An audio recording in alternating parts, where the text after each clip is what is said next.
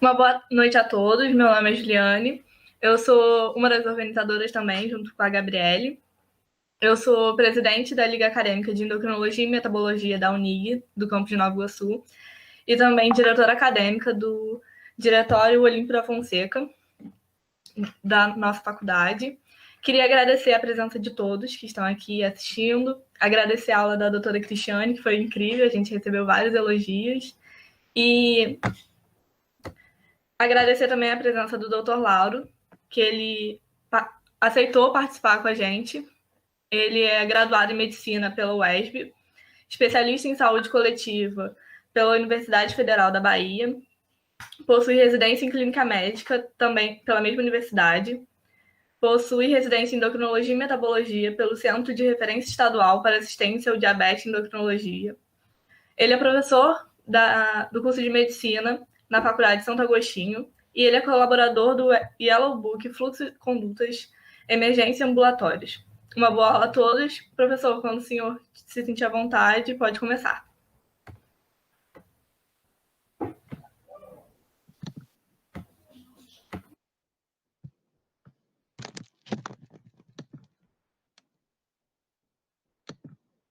Estou tentando só conseguir aqui espelhar, tá?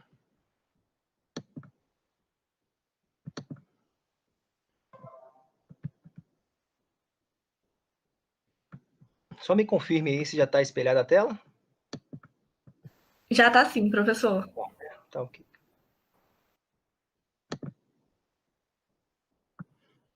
Então, boa noite a todos. Eu meio que já participei um pouquinho da discussão em relação a algumas perguntas com o Cris.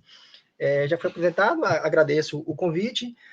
Assim como dislipidemia, assim, falar de diabetes num tema curto ia ficar muita informação, eu acabei limitando um pouco mais o tema, né? Como eu vi que o tema de vocês, para a discussão atual, era sobre síndrome metabólica, eu pensei em diabetes como assim, qual a importância da gente diagnosticar os assintomáticos, tá? Aí, num segundo momento, a gente pode definir alguma aula para a gente falar de conduta e esse manejo clínico do diabetes através dos novos guidelines. Então, diabetes, né, é um distúrbio metabólico, não é só uma doença, né? Diabetes são várias patologias, digamos assim, né, diversas etiologias que caracterizam por essa hiperglicemia, resultante, basicamente, ou de uma secreção deficiência de insulina pelas células beta, ou uma resistência à ação, né? Geralmente combinando também, muitas vezes, de ambas.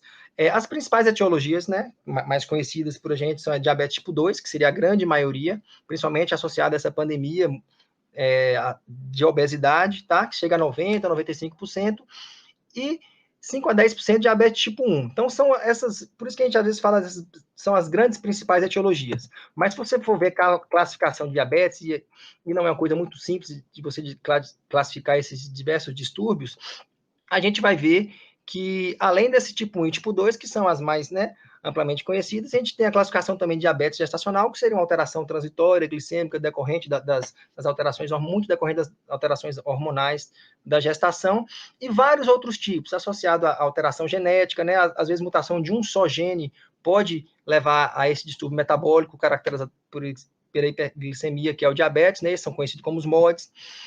Algumas outras doenças, endocrinopatias, alterações pancreáticas, né, infecções. Hoje em dia se fala muito, inclusive está muito debatido entre os endocrinologistas, a possibilidade de um grande boom posterior de diabetes associados, inclusive, ao coronavírus, que a gente vê tanto o diabetes como um fator de risco para a doença mais grave, como também a gente vê novos casos de diabetes surgindo após a infecção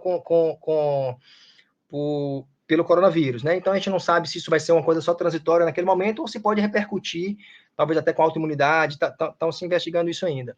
Então, assim, a gente dá para ver que são diversas etiologias, né? Então, para tirar mais daquela visão simplista de tipo 1 ou tipo 2, mas acaba sendo o muito mais preponderante e frequente. A prevalência de diabetes tipo 2 vai variar entre as diferentes nações e regiões, justamente pelas suas características, né?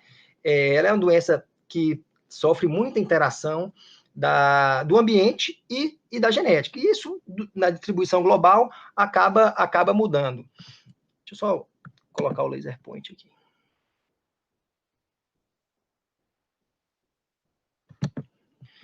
Então, a gente vê aqui estimativas do IDF, né, que seria a Federação Internacional de Diabetes, em 2015, estimava em cerca de 381 milhões de diabéticos no mundo. E a estimativa de progressão e aumento, que para 2035, já de mais de 500 milhão, né, em todo o mundo, com aumento de 55% nesses próximos anos. Ele estima que 8,8% da população mundial de adultos entre 20 e 79 anos tem diabetes, né, que daria quase, já atualmente, meio bilhão de pessoas. Aqui a gente vê um quadro dessa progressão também, dados de 2013, estimativas para 2035, tanto do diabetes em azul, quanto dessa faixa de desglicemia, que seria intolerância à glicose. Você vê que essa espera de aumento em todas as regiões do mundo, né?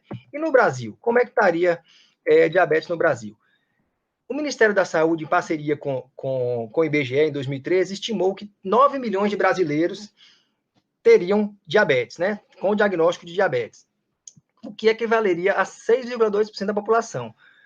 Utilizando aqueles dados do IDF, que estimula, né, a variar por país uma progressão maior ou menor, quase 46% dos pacientes diabéticos no Brasil ainda não teriam diagnóstico, já que eles estimam quase 15 milhões de pessoas. Então, vira até uma... Deixa eu ver se eu consigo...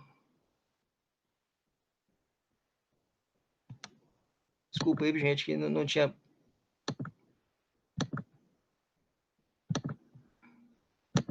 Segundo o Ministério da Saúde, 50% das pessoas que têm diabetes não sabem que tem a doença. Beleza, mas como é que o Ministério da Saúde sabe? Se a pessoa sabe. O Ministério da Saúde sabe, a pessoa não sabe, por que o Ministério da Saúde não avisa que Isso aí foi mais para, né, fazer uma brincadeira aqui, para descontrair esse início da aula, porque de onde tira esse dado, né? A gente sabe que tem muita gente aí com diabetes e a pessoa não sabe ainda. E quem tem essa obrigação de contar para essa pessoa? A gente, né? Então, nós, profissionais de saúde, temos que lutar para cada vez mais diagnosticar esses pacientes e fornecerem para ele essa possibilidade de tratamento adequado. Vou começar só falando sobre o caso clínico, no final a gente rediscute, tá? Então, eu trouxe aqui a história de Letícia, uma paciente de 32 anos, que comparece para avaliação. Imagine você numa unidade básica, né? Comparece para avaliação com a queixa de cefaleia recorrente, de leve intensidade, em peso, associada a um desconforto em região cervical posterior, mas que não interfere em suas atividades diárias, né? Melhora com o uso de analgésicos simples, toma um Doflex, não está associada a náusea, ou vômito, fono, fotofobia, não tem despertar noturno, nenhum sinal de alarme, né, para essa cefaleia dela. Informa que o quadro ficou mais frequente no último ano, após a mudança no emprego, aumentou a jornada de trabalho dela, com a redução do intervalo para almoço, tem que fazer as refeições mais rápidas, sem alteração do padrão do sono, apetite, diurese, hábito intestinal também mantém-se regular, referindo somente uma indisposição para a atividade, ela não realiza mais a caminhada que ela fazia no final do dia, e informa que ganhou, neste último ano, 12 quilos, né, mesmo fazendo uma dieta, né, que ela acha que está de acordo. E história patológica progresso, não tem uma alergia, a menarca dela foi aos 13, uma gravidez, né, parto cesáreo, o peso do RN 4,3 kg, nenhuma história de aborto, atualmente em uso de anticoncepcional, ciclo 21, com sangramento de privação sem alterações. Negou hipertensão, diabetes, dislipidemia, desconhecendo qualquer outra comorbidade. A mãe dela é obesa, hipertensa e diabética, tem uma irmã também obesa e pré-diabética. O pai dela é hipertenso. Não fuma, nega consumo etílico também, é muito eventual, né? Sedentária, fala que faz somente 3 refeições ao dia, café, né? Toma café com leite, cuscuz, não quantificou, né? Mas assim, cuscuz ou tapioca pela manhã, no almoço, arroz, macarrão, feijão, frango ou ovo, e o jantar similar ao almoço. O exame físico estava em bom estado geral, orientada, eupneica, febril, corada, hidratada, distribuição dela universal de gordura, faces dela era atípica, uma discreta acantose nígricas perceptível tanto em região cervical quanto axilar, PA 135/87, 74 quilos, 1,56, que dá um MC de 30, né? 0,65. Palpação cervical, exame cardiorrespiratório sem alterações, abdômen globoso, dá para ver aquele pânico adiposo mais exuberante, mas flácido, ruídos aéreos positivos, né, presentes, indolor, sem massas ou visceromegalias identificadas, extremidades tróficas perfundidas, sem edemas ou lesões. Essa paciente ela passou lá na consulta com uma queixa de, né, uma cefaleia, provavelmente sem sinais de alarme, talvez uma cefaleia, né, pela característica cefaleia tensional. E aí, essa paciente, além das recomendações para tratamento de cefaleia, deve ser rastreada para diabetes? Quais são os fatores que baseiam essa resposta, se positiva ou negativa? E em caso de alteração glicêmica, qual seria a recomendação que a gente teria para essa paciente? Então, vamos falar um pouco sobre o diagnóstico, né, do diabetes. Primeiro, a gente tem que estabelecer para cada paciente, assim como aquele risco cardiovascular, que risco o paciente tem para o diabetes. Tá? Então, a gente tem que conhecer quais são os fatores de risco para a doença. A gente sabe que história familiar positiva é um fator de risco importante, a obesidade, a idade, né, quanto maior o envelhecimento, a senilidade, maior a chance. Etnia também, algumas etnias negras são mais perceptíveis, tem as pessoas também dos países nórdicos, Finlândia, lá tem muita população, mas aí mais pensando em diabetes tipo 1, por questão genética. Se a história obstétrica, então diabetes gestacional, você teve, ou feto macrossômico, né?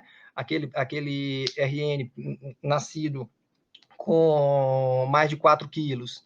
História de síndrome metabólica, então a gente conhece aqueles componentes de síndrome metabólica que já foi falado, né? HDL baixo, hipertrigliceridemia, assim, aquela adiposidade mais visceral, né? Com o predomínio, o aumento da cintura abdominal, da circunferência abdominal, pacientes sedentários, todas essas características aumentariam o risco de diabetes.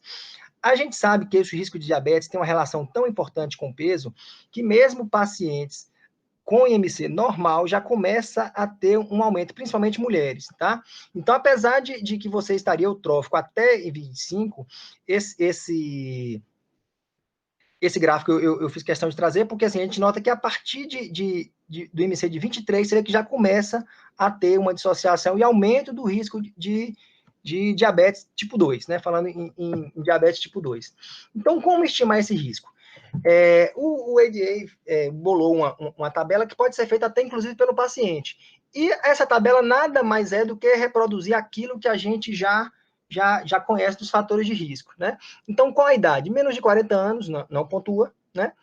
40 a 49 anos, 1 ponto. Então, acima de 50 anos, 2 pontos. Acima de 60, 3 pontos. Homem ou mulher? Homem. Então, pontua, né? Homem, já que o homem tem apesar de a gente mostrar a relação com o peso menor, o homem teria maior chance. Se for mulher, já apresentou diagnóstico de diabetes gestacional? Se sim, também pontua. História familiar, né? De parente de primeiro grau, pontua 1 ponto. Diagnosticado com hipertensão, então aquelas comorbidades associadas, pontua também. Fisicamente ativo, então aqui o sedentarismo vai pontuar. E o peso corpóreo, ele coloca uma tabela que nada mais é do que aquele resumo, né, para um cálculo fácil para o paciente olhar do IMC. Então, se você tem igual ou superior a 5 pontos, você tem um risco aumentado para diabetes e deve ser submetido a algum exame de rastreio, tá? Então, quais são os testes para rastrear os pacientes? Aqui a gente falando de paciente assintomático, tá? Então, deve ser aplicado em todos os indivíduos obesos ou com MC acima de 23, já que a gente falou que é sabido que acima de 23 já se tem esse aumento de risco, com um ou mais fatores de risco. Quais? Aqueles que a gente já viu, né? Parente de primeiro grau, risco aumentado em função da raça e etnia, história de doença cardiovascular, hipertensão, né? A pressão dele descontrolada, ou se ele está em tratamento, mesmo está controlado, mas está controlado sob o tratamento, ele tem um diagnóstico de hipertensão, aumenta o risco. HDL baixo ou triglicéridos acima de 250. Em mulheres com irregularidade menstrual, hiperandrogenismo, né, com diagnóstico de síndrome de ovário policístico, sedentarismo e outras condições também que seriam associadas, né, aquela obesidade intensa, aqueles sinais indiretos de resistência à insulina, de hiperinsulinemia, como acantose nígricas. Então, esse paciente deve ser rastreado, tá? Pacientes com pré-diabetes, que a gente vai definir posteriormente, né, que seria uma glicada maior do que 5,7 até 6,5, ou intolerância à glicose, né, devem ser testados anualmente. Então, se você fez esse rastreio inicial e ele deu como pré-diabético, você vai ter que repetir esse rastreio sempre no ano seguinte. Mulher que foi diagnosticada com diabetes, teve na gestação pregressa, ou feto macrossômico, ou principalmente diabetes gestacional, a cada 3 anos, pelo menos, por toda a vida, vai ter que se repetindo, já que a gravidez funciona como um grande teste, né?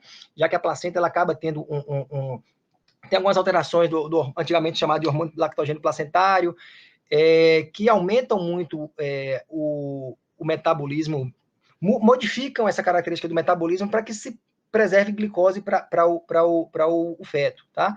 Então, é como se fosse uma grande prova para ver essa reserva pancreática da mulher na gestação. Então, se ela tem essa falência na gestação, mostra que ela já tem uma reserva pancreática melhor, que não conseguiu se adequar àquela prova, então a chance dela está aumentada nos próximos anos. Todos os pacientes acima de 45 já têm a indicação de rastreio, tá? E se os resultados forem normais, se repete a cada 3 anos. Se tiver alguma alteração, como a gente falou do pré-diabetes, anualmente a gente mantém esse rastreio. Normais que eu acabei de falar. Então, quais são os critérios de diagnóstico para diabetes? Isso eu acho que todo mundo aqui já está ciente, né? Então, a gente anteriormente tinha somente a glicemia de jejum, né? Para diagnóstico, já foi acima de 140, 126 atualmente. E, recentemente, muitas sociedades, guidelines, eles estão permitindo também esse diagnóstico através da hemoglobina glicada, tá? Que acaba tendo alguma dificuldade por conta dessa padronização. Então, tem que ser um método de hemoglobina glicada que foi validado de acordo com o método usado do DCCT, que foi HPLC, né? Que é aquela cromografia líquida. Então, se você tem essa glicada que foi padronizada, né, que está certificada, você pode usar como um método diagnóstico também, se for maior ou igual a 6,5. Glicemia de jejum, jejum definido como a ausência de ingestão calórica por um período pelo menos de 8 horas, a gente acima de 126, e o TOTG, que seria o desses aqui, o único que poderia, único não, porque também se ela tiver glicemia ao acaso com pacientes com sintomas, né, de insulinopenia, então aquele paciente está perdendo peso, está com aquelas pólios que a gente sabe que são os sintomas diabéticos, né, bebendo muita água, perdendo peso, aquela poliúria, noctúria, e a glicemia ao acaso acima de 200, também a gente poderia fechar diagnóstico com um único exame. O TOTG é uma sobrecarga de glicose, você dá uma quantidade fixa, determinada, né, de glicose, no caso aqui 75 gramas, e após 120 minutos você vê qual foi o padrão de elevação, tá? Normal seria estar abaixo de 140, acima de 200, fecharia também diagnóstico. Lembrando que tanto a hemoglobina glicada quanto a glicemia de jejum deveriam ser repetidos para serem tidos como um método diagnóstico, tá? Pode ser o mesmo ou diferente. Então, assim, uma glicada de 7 com a glicemia de jejum de 140, fecha diagnóstico. E por que diagnosticar? Se o paciente está sintomático, se ele não sente nada, para que a gente tem que dar esse diagnóstico, né? Medicalizar, vamos sobretratar esse paciente. A hiperglicemia crônica do diabetes, mesmo nesse período, grande período assintomático, ela leva a dano, disfunção, né? Mitocondrial, aquelas espécies reativas de oxigênio, então vai ter um dano celular, né? Insuficiência de vários órgãos. As complicações agudas, né? Vão ser, né? Pela própria definição, sintomáticas, mas as complicações crônicas, seja ela micro ou macrovasculares, a gente pode ter mesmo em pacientes sem diagnóstico. Infelizmente, muitas vezes, o diagnóstico do diabetes já vem em vigência de uma complicação crônica. É aquele paciente que tem uma úlcera que não cicatriza, que já vai ser internado, talvez até por uma amputação, descobre nesse momento que é diabético. Ou aquele paciente que já está com a perda de função renal, entrou para diálise e descobre que era diabético, né? Então, aquele paciente que já está perdendo a visão e descobre que alguma baixa acuidade visual, e nessa avaliação que é diabético. Então, assim, por que a gente faz esse diagnóstico? Para prevenir essas complicações, né? Sejam elas, principalmente as crônicas, micro ou macrovasculares. Dentre as microvasculares, né, mais importante seria a retinopatia diabética, a nefropatia e a neuropatia. Que a neuropatia é uma gama de alterações, né? Cristiano chegou até a citar algumas coisas, até falar de alguns sintomas, muitas vezes pode justificar, tá? E a polineuropatia simétrica distal, neuropatias autonômicas, que inclusive aumentam o risco de mortalidade, e úlceras e amputações, que acaba sendo a principal causa de amputação não traumática no mundo, infelizmente, o diabetes, né? A principal causa de cegueira traumática, diabetes também. E as macrovasculares, que são, infelizmente, a principal causa de óbito no mundo, principalmente no paciente diabético, que tem um risco cardiovascular, o risco de morte, seja por IAM, né, doença arterial coronariana, derrame, o AVE, e as doenças obstrutivas periféricas, né? Então, falando um pouco de retinopatia, né, que seria a principal, mas assim, dentre as complicações oculares, desde a alteração de refração, é muito comum o diabético, às vezes, ele vai em consulta com... Minha visão ficou um pouco borrada. Lembra que essa questão do cristalino, essa variação da glicemia muito abrupta, ela pode alterar a refração e a pessoa só por isso pode ter uma instabilidade nessa refração que o faz procurar um oftalmologista e lá identificado uma alteração glicêmica, né? Então, inclusive, assim, é um erro você prescrever uma lente corretiva no paciente hiperglicêmico, porque uma vez que ele controla essa glicemia, né, vai mudar essa refração, entre aspas, o grau muda, né? Então, assim, você vê que sempre os oftalmos, ele pede, não, volte e depois controla a glicemia para a gente controlar e prescrever a lente corretiva, né? Aqui entra como uma complicação ocular, mas é uma neuropatia, né, que seria uma paralisia dos nervos oculares motores. É muito comum também mononeuropatia do terceiro par, né, pode levar a pitose, alteração de uma fotofobia, porque você perde a variação, né, de dilatação pupilar. E, por coincidência, eu tive até essa semana um paciente com paralisia do quarto par, né, abducente. Né, aquele paciente que você vê o olho dele parado, pode dar um pouco de diplopia também, por conta, em grande maioria das vezes, por conta do diabetes. Né? O paciente diabético você acaba sendo a primeira suspeita mesmo. Úlceras de córneas, também decorrente em alteração de neuropatia, né? Você perde o reflexo, então você pode ter essa lesão, você perde o reflexo corneano, então pode ter um corpo estranho, alguma coisa, acabar lesando. O próprio glaucoma, neovascularização de íris e catarata, que também são mais comuns em diabéticos. Então, assim, o diabético ele tende a ter essa opacificação do cristalino em uma idade mais precoce. Mas o mais comum e o mais temeroso, o que acaba gerando a pior complicação, né, de geralmente cegueira, é a retinopatia, né? A principal causa no mundo de cegueira não reversível, ela perde para catarata, que seria mais comum, mas é uma cegueira reversível, já que você, tirando esse cristalino, colocando uma nova lente no cristalino, você consegue reverter, mas a retinopatia não. Se você tem uma neovascularização com hemorragia retiniana, essa correção ela é muito ruim. O prognóstico dessas alterações, né, da retina, eles são muito ruins. Mais ou menos 40% dos diabéticos, né, tipo 1 maior do que tipo 2, já que começa na idade mais precoce, geralmente tende a ter um período maior de convivência com a diabetes, tá? Então, 40% dos diabetes vão ter, e a baixa acuidade visual em até 10% dos pacientes, né? Então, a gente está falando de uma doença muito prevalente que 8,8% da população tem. Desses 8,8%, 10% vão ter uma baixa acuidade visual por conta do diabetes. É preocupante. A prevenção fundamental seria o bom controle glicêmico. Então, assim, mais uma coisa que justifica o porquê da gente diagnosticar aquele paciente assintomático, né?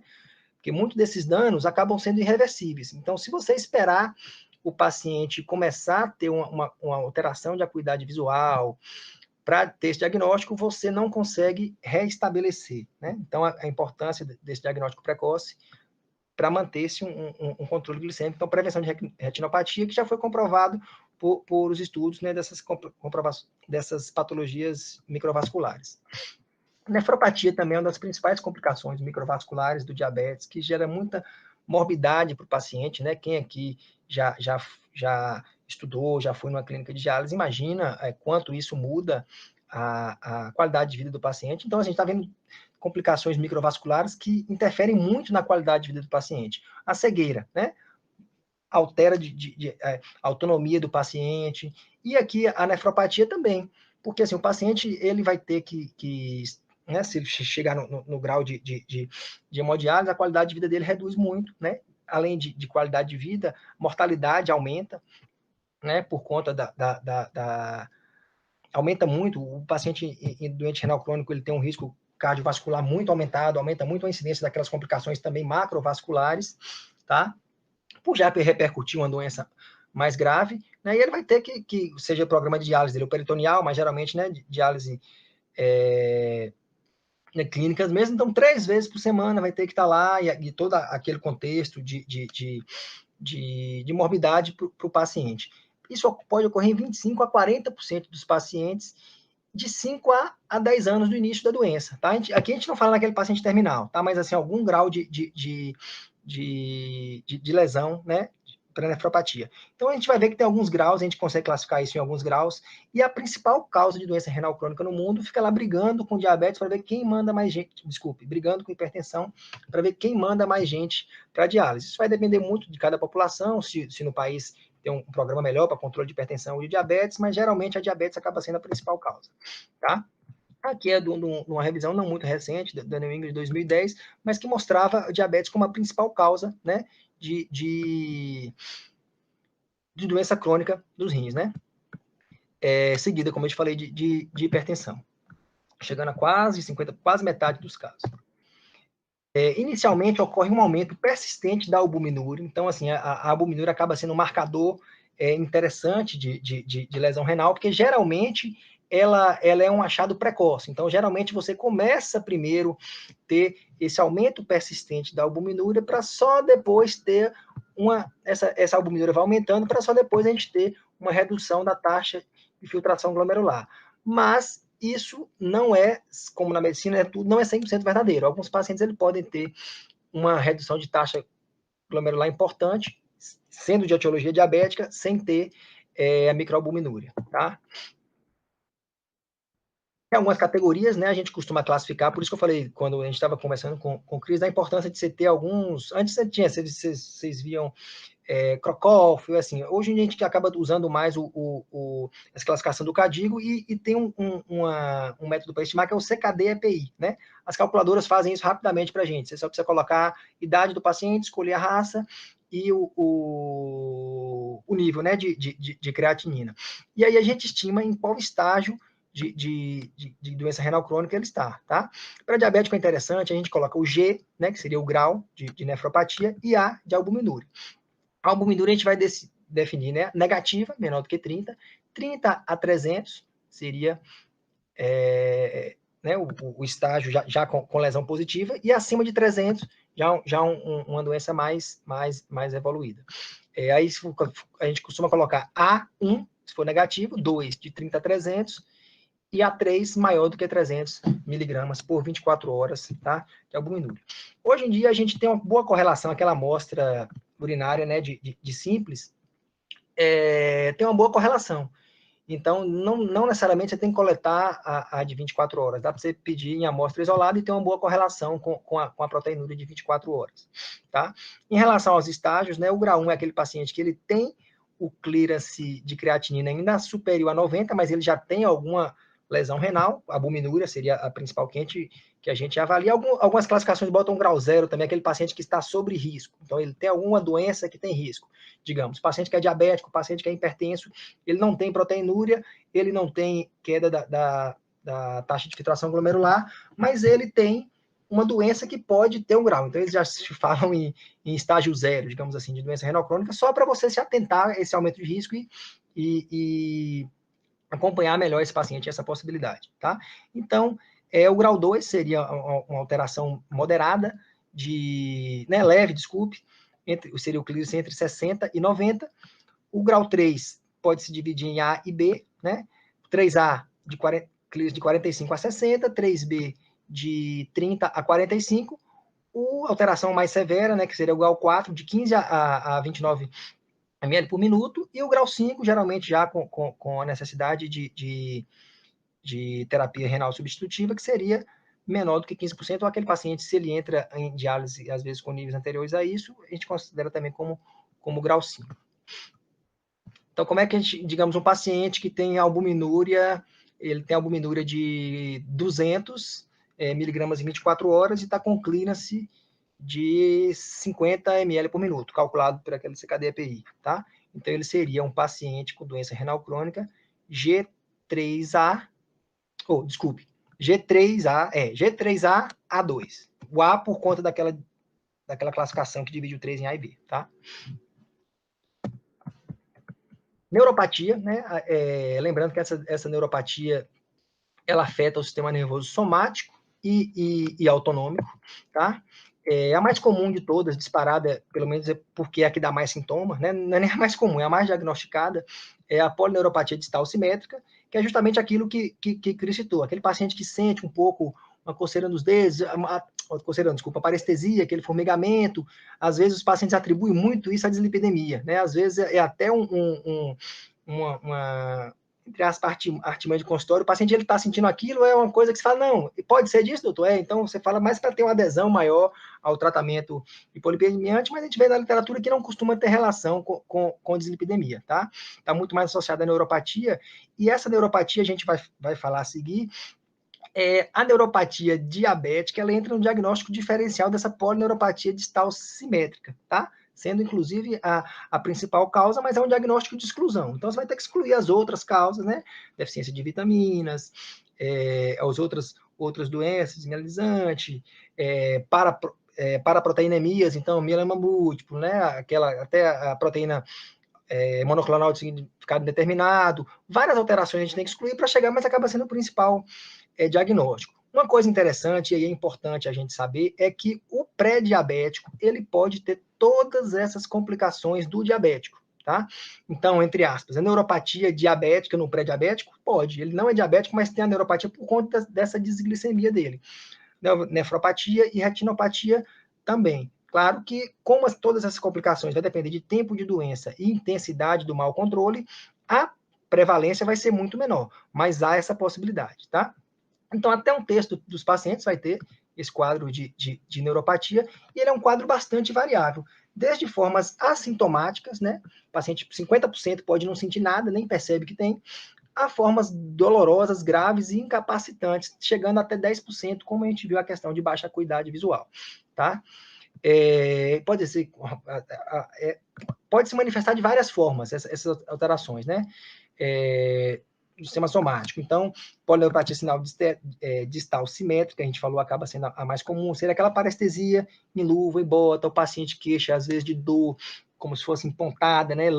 Muitas vezes lancinante, que às vezes piora à noite, associada àquela lodínia, né? Que seria aquele estímulo doloroso, aquela percepção dolorosa com estímulos que não gerariam dor, né? Às vezes o roçado do lençol à noite já geram uma dor importante, muitas vezes associado a sintomas tanto positivos, né, de hiperalgesia, como sintomas negativos, que acaba sendo uma grande complicação. Sintomas negativos que eu digo assim, seria hipoestesia em vez da dor, né, que ele perderia essa percepção tátil, às vezes proprioceptiva e dolorosa. Como a dor é um fator protetor, está mais susceptível à lesão e perpetuação dessa lesão. Vou falar um pouquinho mais sobre o pé diabético, mas assim, aumenta muito a chance de ulceração e amputação, tá? Dentre as mononeuropatias, então o diabético está mais associado como a gente falou, né, mononeuropatia do terceiro par, do quarto par, síndrome do túnel do carpo está muito associado a diabetes, né, aquelas paraproteinemias também. E as autonômicas, que às vezes a gente não dá muita atenção, mas assim, tem uma importância clínica muito importante, porque ela aumenta muito a mortalidade, tá? Então, assim, o paciente que ele já tem uma desautonomia, principalmente a desautonomia cardiovascular, ele tem um risco aumentado de arritmia, de morte súbita, né? Como é que se comportaria isso aqui? Aquele paciente que às vezes ele não tem mais um controle bom de frequência cardíaca, ou ele tem um ataque cardíaco de repouso, ou ele não tem aquela resposta esperada. Então, assim, se ele está sentado, ele começa a fazer uma atividade física, seria esperado uma variação desse por aquelas catecolaminas agindo lá no sistema, né, cardiovascular. Então, seria esperado um aumento de frequência cardíaca, um aumento de débito. Mas como ele tem essa alteração neurológica, então não há essa fisiologia normal de resposta ao estresse e exercício. Então, ele pode ter tanto uma falta de resposta, né? Então, é aquele paciente que quando ele precisa de uma demanda maior, ele não tem, como às vezes um ataque cardíaco em repouso, desproporcional ao que está ocorrendo, tá? Muitas vezes o paciente pode cursar com síncope, né? Hipotensão postural é muito comum também. A autonômica cardiovascular, a gente, né, falei brevemente, tem a autonômica também gastrointestinal, que está associada a uma redução da motilidade, né, já que toda essa motilidade gastrointestinal, peristaltismo, depende da inervação. Então, se você tem uma alteração desse nervo, você vai perder... Como é que a clínica, a gente poderia ver isso no paciente? Aquele empachamento pós-prandial, ele come e sente, né, o empachamento pós-prandial, pode dar constipação, muitas vezes alternando constipação com diarreia, porque ele tem períodos longos de constipação por conta dessa desmotilidade, e nisso há um sobrecrescimento bacteriano, às vezes alterna uma diarreia, uma constipação com a diarreia volumosa, né? Isso tem, inclusive, implicação terapêutica. Esse paciente com desautonomia, desautonomia né, autonômica, neuropatia autonômica gastrointestinal, como ele tem esse retardo de esvaziamento gástrico, principalmente os pacientes que a gente está usando insulina, né? Você quer fazer aquele bolus pós-prandial. Então, você faz uma insulina ultra rápida, esperando que após 15 minutos, depois da ingestão do alimento, ele vai ter, você já administra ela um pouco antes, porque você imagina que quando ele se alimentar, daqui a 15 minutos, né, meia hora, vai começar a ter essa absorção e você vai impedir o pico. Mas se ele tem uma gastroparesia e você faz um bolo de insulina de ação rápida, ultra rápida, muitas vezes esse pico de ação insulínica vem antes da própria elevação, né, dos níveis dos nutrientes, da glicose, então ele acaba tendo hipoglicemia. Então acaba sendo um paciente muito mais difícil também de manejo terapêutico, pode ter essa labilidade glicêmica. Outra coisa importante, cardiovascular, que eu não falei, é esse controle também de resposta de catecolamina. Então, quando você tem hipoglicemia, uma das respostas é aquela taquicardia, você tem, né, aumento da liberação dessas catecolaminas, então você tem pouca taquicardia, vai ter sudorese, aquele tremor, todas são alterações autonômicas.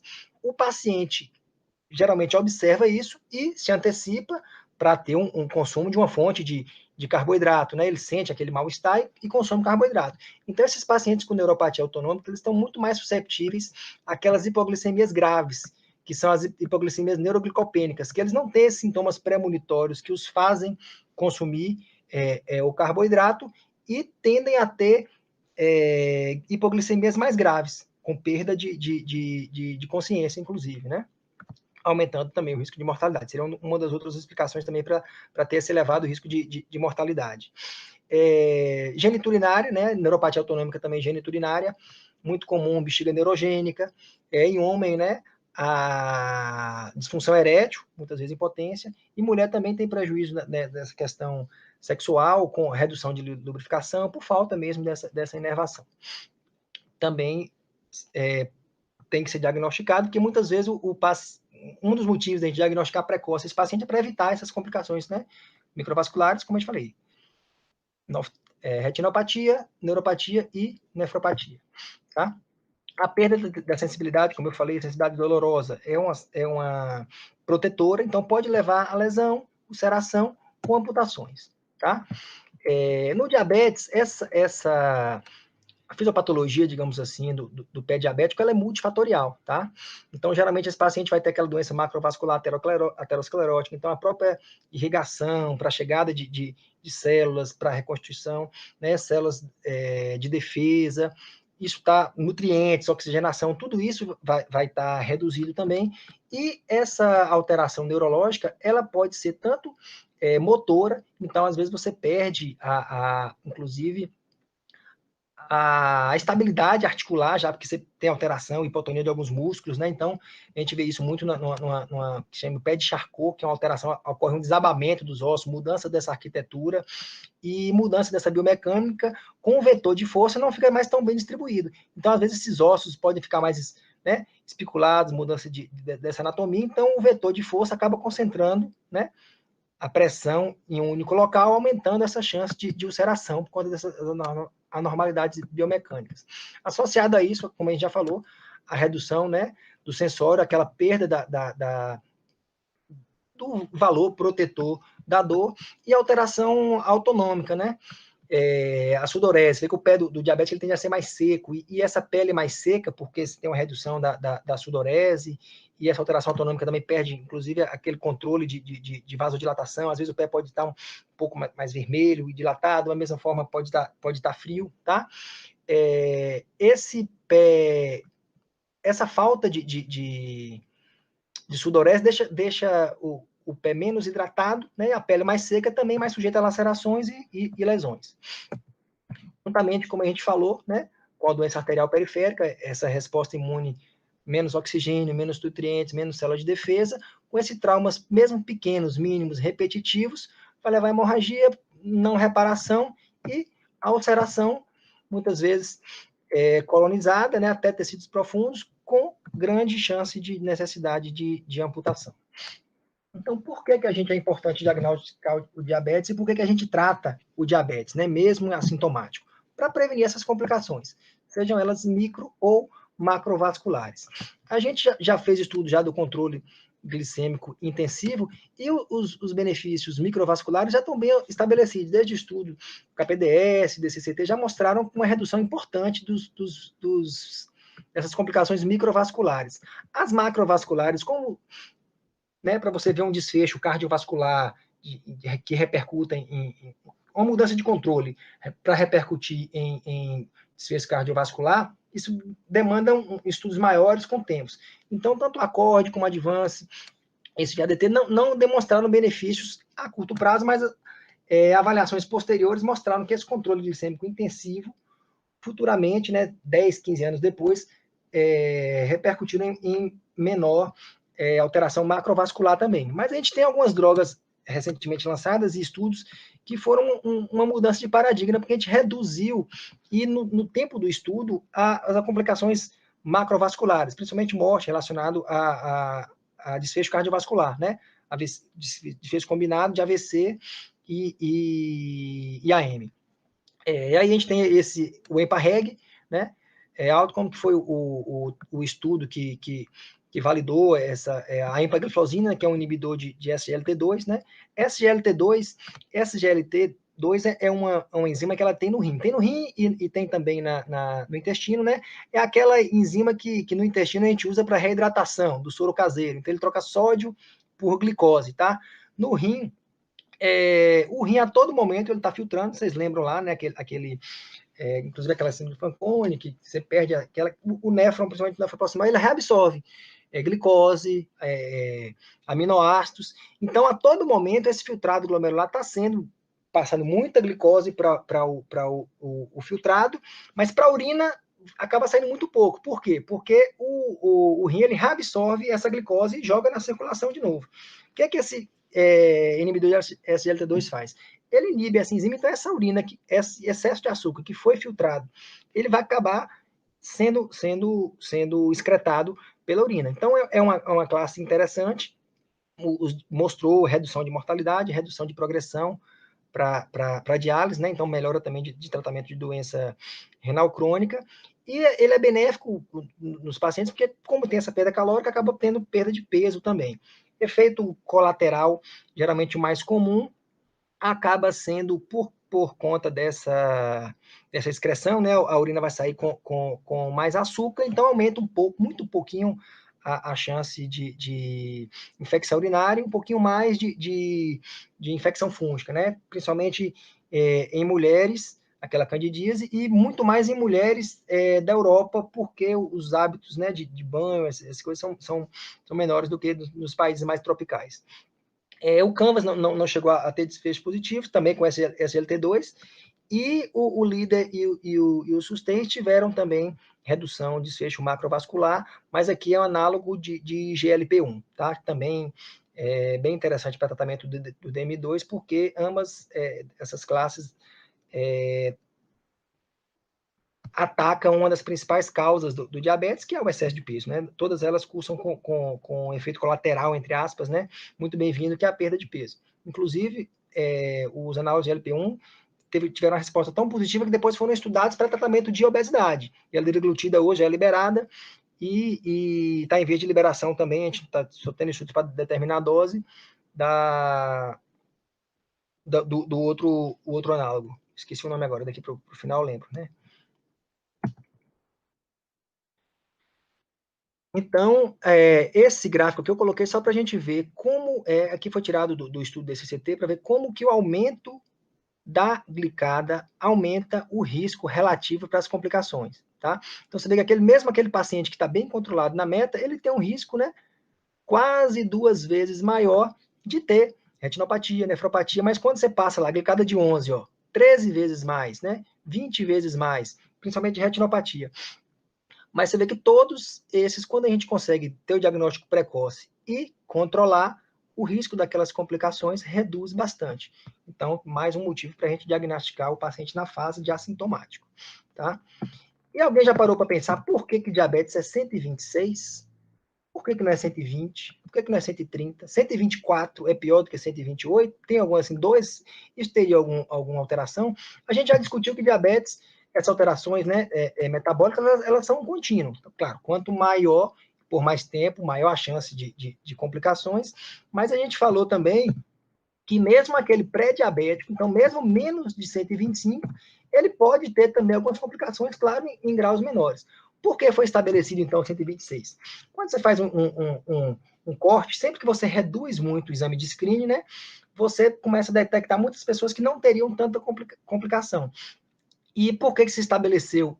Se você deixar muito acima, 140, né, você perderia de diagnosticar muita gente que realmente teria complicação, então teria benefício de tratamento, mas se você puxar muito para cá, você acaba tratando muita gente que talvez não tivesse tanto benefício. Então, qual foi o parâmetro para 126? Eles viram que 126 foi o momento em que a curva, porque aqui ele está falando de glicada, né? Mas seria como se fosse a curva de retinopatia começou a se abrir mais, né? Então, por isso que estabeleceu-se esse 126, tá? Mas lembrando que é um contínuo. Então, aquele paciente pré-diabético, está com glicada de 6, 6,2, glicemia de jejum de 110, 105, ele pode ter essas complicações, claro, num grau menor, tá? Desses pacientes pré-diabéticos, 25% vão se tornar diabéticos nos próximos 3, 5 anos, 50% vão se manter na faixa de pré-diabetes, não vão progredir para diabetes, e os outros 25% retornam para a faixa da normalidade, tá? Então, quais são os critérios diagnósticos para o pré-diabetes, né? Que seria esse risco aumentado de diabetes? Usando aqueles mesmos exames, aqueles mesmos parâmetros, seriam entre o valor da normalidade e o diagnosticar diabetes. Então, a glicemia de jejum alterada, né? Que era antigamente conhecida, hoje em dia a gente mescla todos esses como pré-diabetes, mas a glicemia de jejum alterada seria aquela de entre 100 e 125. O TOTG, que está entre 140 e 199, né, após 2 horas daquela sobrecarga de glicose com 15 gramas, seria aquela intolerância à glicose, tolerância à glicose diminuída. Hoje em dia, a gente engloba tudo isso como pré-diabetes, tá? Ou ainda, né, usando-se a glicada como método diagnóstico também, aquele paciente que tem a glicada entre 5,6 e 6,4 também pode ser tido como um risco aumentado para diabetes ou o pré-diabetes, tá? E aí, o que a gente pode fazer o que para prevenir, tá? Diversos estudos, eu trouxe aqui o DPP, que é um dos mais importantes, tentaram, que foi um programa de prevenção de diabetes, né? Como é que foi esse DPP? Esse estudo, ele separou quase 3 mil pacientes com tolerância à glicose diminuída, né? Pré-diabetes, e separou em 3 grupos. Todos eles foi recomendado fazer aquelas mudanças de estilo de vida, façam dieta balanceada, aquela coisa que às vezes fala de consultório sem especificar realmente o que né? Quanto vai fazer atividade física, assim, aquelas orientações gerais que acabam surtindo pouco efeito de adesão. Foi falado para todos, né? Você vai ter que perder peso, você vai ter que fazer atividade física, vai ter que melhorar a alimentação, mas um grupo, se seguiu isso, cobrou para ver se estava fazendo, estimulou dieta balanceada, rica em fibra, pobre em gordura, estimulando lá, cobrando, está fazendo atividade física? Quanto? Pelo menos 150 minutos por semana, né? 30 minutos, 5 vezes por semana, e eles conseguiram o objetivo de perder mais de 5% do peso, em torno de 7%. O outro grupo foi orientado também a fazer essas medidas, mas não teve tanta adesão e passou não teve essa cobrança para certificar a adesão e passou-se a prescrever a metformina como um agente, né, antidiabético, hipoglicemiante, antidiabético oral, para tentar se prevenir, para avaliar depois de quase 3 anos, 2,8, quase 3 anos de segmento. E o placebo? Então, digamos que de 3.000 pessoas, 1.000 não fizeram nada, nem tomaram medicação, nem seguiram as recomendações. 1.000 seguiram às riscas as medicações de mudança de estilo de vida e 1.000 não seguiram à risca, mas tomaram a metformina. O desfecho mostrou que quem teve essa mudança com sucesso na dieta, atividade física superior a 150 minutos por semana e perda de peso superior a 5% do peso, comparando com o que não fez nada, teve uma redução do risco de 58%, tá? Superior àquele grupo que usou a metformina. Então, mudança de estilo de vida para o diabético, para o pré-diabético, diabético também, né? É mais importante, a mudança de estilo de vida para o pré-diabético é mais importante como um freio para essa evolução do diabetes do que a medicação em si. Então, sempre a gente tenta, estimula primeiro, tá? Esse efeito do metformina foi muito maior naqueles pacientes com obesidade classe 2 em diante, MC maior do que 35, e pacientes mais jovens, tá? De 25 a 44 anos. Tanto que é o que se recomenda em tratamento. Os benefícios maiores para tratar o pré-diabetes com metformina são pacientes menores de 60 anos, principalmente com MC acima de 35. Esses seriam aqueles melhores respondedores baseados nesse estudo, tá? Então, quando você chegar a um paciente, você vai orientar ele a fazer o quê, né? Se matar? Não. Vai estimular ele a mudar esse estilo de vida, perder peso, fazer atividade física programada, né, pelo menos 150 minutos por semana, e com o objetivo de perda de peso superior a 5%. Perda de peso superior a 10% já repercute em redução de mortalidade, tá? Superior a 10% reduz mortalidade, superior a 5% já melhora esses índices desses parâmetros indiretos que a gente tem, né? Glicemia, perfil lipídico, tá? Então, voltando aqui ao caso, eu não sei se teria como ter uma interação maior com vocês, é porque eu imaginei diferente. Eu achei que a gente estaria numa reunião como se fosse o Zoom e que teria essa possibilidade de eu falar com quem está assistindo. Aqui, agora que eu fiquei sabendo que na verdade, os colegas estão assistindo por outra plataforma, né, que é o YouTube. Mas então, voltando àquele caso de Letícia, né, todo mundo se recorda, uma paciente que foi com quadro, aparentemente, assim, a queixa dela de uma cefaleia característica, né, sem nenhum sinal de alarme ou gravidade, com ganho recente de peso, tá? História de feto macrossômico, história familiar positiva de obesidade, história familiar positiva de diabetes. Então, essa paciente deve ser rastreada para diabetes, né? Imagino que antes vocês já tinham essa resposta positiva, agora, depois da aula, se ninguém cochilou o tempo inteiro aí, a resposta vai ser positiva, sim, tá? Em quais fatores a gente baseia essa resposta nossa? A gente vai basear muito mais disso que a gente falou, paciente sedentária, com ganho recente, né, muito alto de peso, história familiar positiva, ela tem história de feto macrossômico, deixa eu ver se a gente consegue mais alguma coisa aqui, obesa já, né, com a adiposidade, né, visceral, não coloquei a circunferência abdominal aqui, mas eu falei que ela teria esse abdômen globoso. Em caso diagnóstico, qual seria a recomendação? Então, o que a gente tem a se fazer com esse paciente? Essa paciente deve ser rastreada para diabetes, a gente acha que sim, né? Em quais fatores a gente baseou? Voltar aqui àquela tabela que eu peguei daquele posicionamento da Sociedade Brasileira. Então, ela tem MC maior que 21, de 23, ela é obesa. Ela tem parente de primeiro grau com diabetes, né? Ela tem hipertensão, a gente não colocou, ela não teria. Níveis lipídicos, a gente não tem nenhum exame complementar dela ainda, e já imagina que ela já tenha essa indicação, tá? Pela inatividade física, então já tem mais de 2, né? Então, digamos que a gente solicitou lá, fiz um caso bem simples, tá, gente? Digamos que a gente solicitou e veio glicemia de jejum 117. Aí, novamente falando, eu queria interação com vocês, mas já que eu não tenho mesmo, vou responder, né? 117. Com o TOTG dela, aí veio a glicemia de jejum, primeiro a gente solicitou ela só, por conta de custo, veio alterada. E aí? Isso aqui já dá para dizer que é um pré-diabetes? Não, isso pode ser um diabetes. Se a gente fizer o TOTG e vier lá acima de 200 após a sobrecarga de 75 gramas de glicose, o diagnóstico seria diabetes. Então, assim, só a glicemia de jejum não dá para estabelecer que é um pré-diabetes, tá? Lembrando que na fisiologia, o que se perde primeiro é aquela secreção de insulina após o estímulo, né? Você tem aquela queda de incretina, então você não tem muito o estímulo pós-prandial, digamos assim, de insulina. Então, muitas vezes ele pode ter a glicemia de jejum menos do que 126, mas já ter falhar na prova de sobrecarga de glicose. Mas aqui eu coloquei o exemplo para ser o diagnóstico mesmo de pré-diabetes, tá? Entre 140 e 199, a glicemia, né, inferior quando você repetiu, né, ela já tomou o susto aqui, fez uma dietazinha, você vê que já caiu um pouquinho, mas mesmo assim mantém o padrão. E a glicada que mostra que pelo menos nos últimos 3 meses isso não é uma coisa aguda, tá?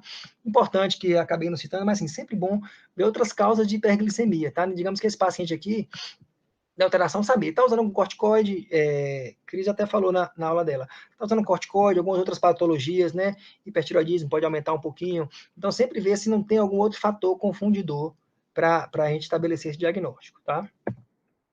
Em caso de diagnóstico de pré-DM, qual seria a recomendação? Então, baseado, né, naquele estudo, a gente já sabe que a principal seria essa alteração no estilo de vida, a gente viu que é superior, inclusive, até ao uso de antidiabéticos orais, o exemplo foi dado com a metformina. A gente tem outros antidiabéticos que também já foram usados para tratamento do pré-diabetes, tá?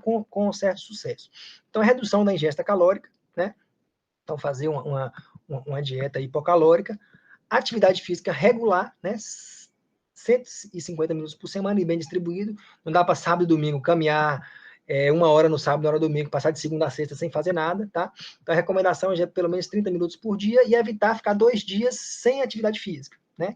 Então, teoricamente, até aquele que faz de segunda a sexta a atividade e sábado e domingo não faz, não seria interessante. E estimular a perda de peso maior do que 5%. Entre a abordagem farmacológica, a metformina, né, que no DPP foi utilizada na dose de 850, 2 vezes ao dia, mas também tem estudos mostrando a glitazona, a pioglitazona, a carbose e alguns agentes anti-obesidade, já que você quer tratar o peso. Então, se o paciente é obeso, sem dúvida, você deve tratar a obesidade. Aí a gente tem liberado aqui no Brasil o Orlistat, né, tem a sibutramina e a liraglutida, que seriam, assim, de bula, né, para tratamento. Tinha a lorcacerina, mas foi retirada recentemente. Então, pacientes não com risco aumentado, aquele paciente acima de 45 anos, a gente falou que ele tem que ter um rastreio ou risco aumentado de DM. O que a gente faz? Exame de rastreio, por questão de custo, glicemia de jejum, tá? Você pode fazer de cara glicemia de jejum e glicada, sim, porque seria positivo, mas assim, por questão de custo, pensando em saúde pública, glicemia de jejum. Glicemia normal, conforme o risco, né, a cada 3 anos. Se a glicemia deu acima de 126, você repete em 2 ocasiões, ou aquela ao acaso, com sintomas maior que 200, diagnóstico de DM, avaliação e manejo, e a gente combina depois, talvez, um segundo evento para a gente ver esse manejo clínico do diabetes, tá? Se ela teve entre 100 e 125, tem a indicação de fazer o teste de tolerância oral à glicose, menor do que 140, fica com aquele diagnóstico de glicemia de jejum alterada. Então, ela tem alteração da glicemia de jejum, mas não se altera na sensibilidade da insulina. Se está entre 140 e 199, tem a intolerância à glicose, né? Lembrando que tudo isso hoje é chamado de pré-diabetes, né? Os dois convergem aqui para o pré-diabetes. E aí, qual seria a conduta nossa? Mudanças de estilo de vida, que a gente já sabe qual é, não é só orientar, você tem que dizer que ele tem que fazer uma dieta hipocalórica, caminhar para avaliação com o nutricionista, estimular a adesão à atividade física, e para prescrever atividade física é uma coisa que, assim, muitas vezes pega, qual é o melhor? Melhor que aquele que o paciente se adapta. Não, gosta de dançar, vai dançar, andar de bicicleta, natação, ver o que mais se adapta, que é o que tem a maior chance dele manter, né? Alcançou as metas, quais seriam as metas que a gente falou, né? Perda de 5% do peso e mantendo o exercício físico maior do que 150 minutos por semana. Então, a gente pode manter o acompanhamento a cada 6 meses e mantendo esse rastreio anual, a cada 6 meses a glicada com rastreio anual. Alcançou as metas, né? A gente mantém isso. Não alcançou meta, Se o paciente for de alto risco para diabetes, a gente já associa tratamento medicamentoso. Se não for de alto risco, você pode tentar mais 6 meses, né? Mas sempre reavaliando para evitar inércia terapêutica. Eu coloquei um segundo caso, só para a gente exemplificar, porque assim, ó, glicemia de jejum 104, você fez a prova do TOTG, 109, 213. Então, esse paciente, mesmo ele tendo aqui, ó, 2 exames que configuram pré-diabetes, só o TOTG já configuraria aqui, por estar alterado, o diagnóstico seria diabetes, tá?